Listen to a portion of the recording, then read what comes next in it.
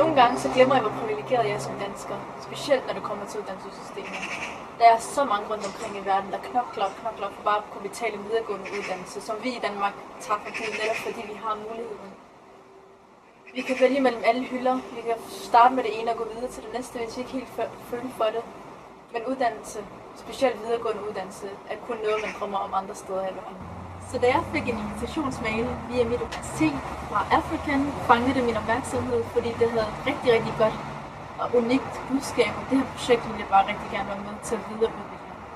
Så jeg deltog til mit første African-møde, og jeg meldte mig faktisk direkte ind som frivillig, og det er fordi jeg rigtig gerne vil være med til at give de studerende i Ghana muligheden for at fuldføre en videregående uddannelse og dermed udvikle deres lokale samfund. Min løn er et lettet hjerte med tanken om at give en hjælpende hånd til en afrikansk medstuderende millioner af kilometer væk fra mig. Og det er rigtigt at hjælpe og leve, for nu sidder jeg her flere måneder efter og er super tilfreds med, hvad det er, vi sammen i African har opnået. Så hvis du har lyst til at give noget af dig selv for unge i Afrika, så kom og vær med og lad os sammen sprede budskabet og give muligheden, som vi i Danmark har til andre unge rundt omkring i verden. Pas til dig.